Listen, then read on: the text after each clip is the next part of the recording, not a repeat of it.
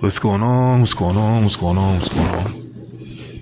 Alright, so if you didn't know, my name is Podrey, and haven't gotten this face camera recording stuff down yet. Trying to.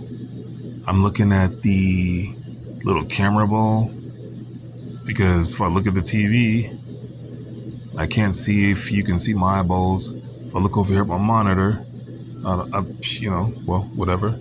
But when I look over here, if I look over here, I'm looking downwards. I don't want to look downwards. So anyway,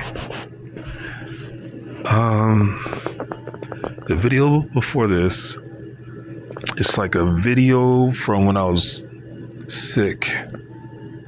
I was at the hospital, and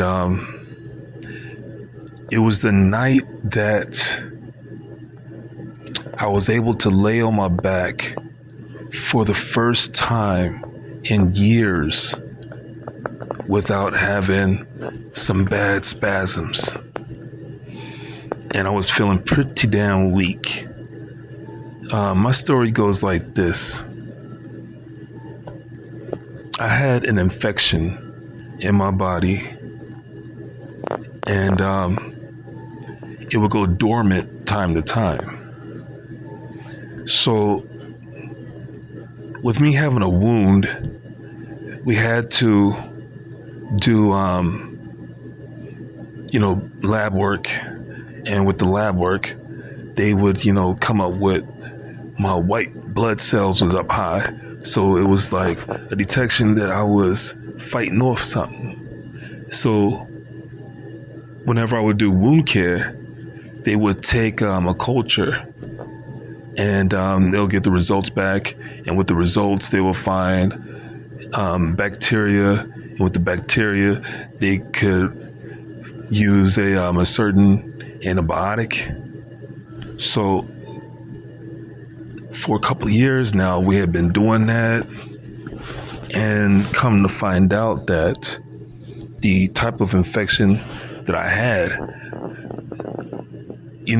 a major infection that was being covered up by the smaller infections that they were finding. Okay, so with that major infection, there came a point where I was on diazepam and baclofen and tizanidine.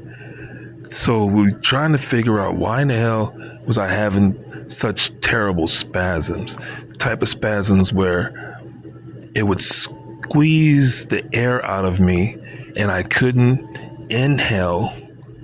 So it's like someone walking up behind me and putting me in a chokehold, in a sleeper hold, and I'm trying my best to pull their hand and arm off of my neck.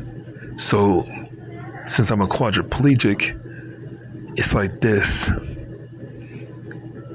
It usually flared up when I rolled to my left side, and that meant like whenever I did bowel care and whenever I was getting washed up, whenever I was getting my bandages changed on my wounds on the right side, but they was getting triggered by sensation, especially on my wounds on my right hip.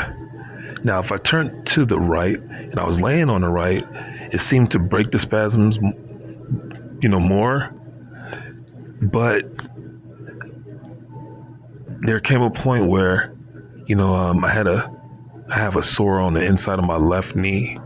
And so the way that my body lays, that left knee was still pushing down against the mattress. And even though we put pillows to even cushion it more, it would still, push down on that pillow. And even though I'm not feeling the pain, my body is registering pain sensories. Or no, just it's registering, it's picking up pain. And so I would have spasms. Now,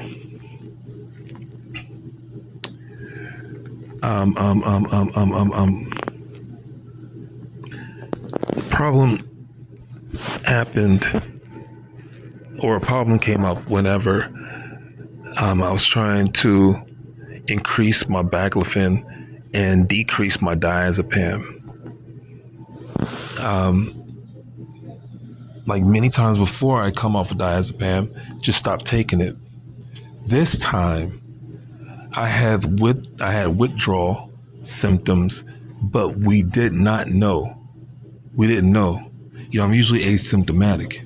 So whenever I had these withdrawal symptoms, we didn't know that it was increasing, spasticity, and it was causing other issues to flare up. So here it is. With my Foley catheter, I started leaking around it, and I leaked real heavily. And so I leaked so heavily that I needed to go to the VA, or I needed to go to the hospital. And when I went to the hospital, they had to change my catheter. And when they changed my catheter, they went ahead and did some lab work and saw that I had another infection they needed to treat. So they was going to admit me. And it's crazy because like the day after they admitted me, all the symptoms from the withdrawal kicked in, and all the symptoms from the major infection kicked in. And I basically went out of my mind. My body, the brain automatically kicked off all the conscious things, my conscious sensories, my conscious thoughts, and it put me in a flight mode. No one knew what this was. No one knew what was causing it. So I had to go on the hospital floor. It's like one of the last things I remember is that I was having a moment where I couldn't get comfortable in my bed, and kept losing my breath, and I kept calling for the nurses to come help me out. And the nurses that was on duty that night, they were not able to roll me around as much as I needed, and they still helped.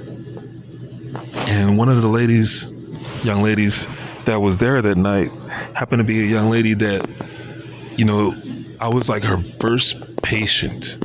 She and I was about the same age, maybe a year or two apart. And she was working on the floor that day. And I happened to go into an uncontrollable emotional fit. I was crying. And I don't know why I was crying. I wasn't depressed. I wasn't sad about anything. I couldn't control, my emotions. And I didn't know why I was crying. And I kept looking at her and I'm like, what's going on with me? Why am I going through this? I don't understand why I was going through this. And I'm upset, angry, scared. And she was there, helping me or trying to help me calm down. And then it just got to a point where I lost all control. I ended up taking some meds to bring my blood pressure down and to decrease my spasms. But all that did was basically put me to sleep. And when it put me to sleep, I remembered waking up. And when I woke up in ICU. And when I was in ICU, they were basically telling me that I needed to calm down. And, I was talking out of my head. The things that I was talking about, it seemed like I was there, but it was still incoherent. And things got worse.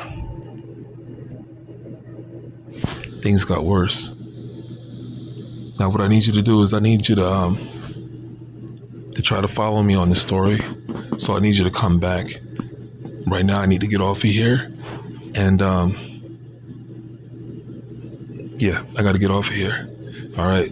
So bear with me. Keep coming back. Thank you for checking out this video. Yeah. Have a good day. Have a good night. Have a good morning. Peace.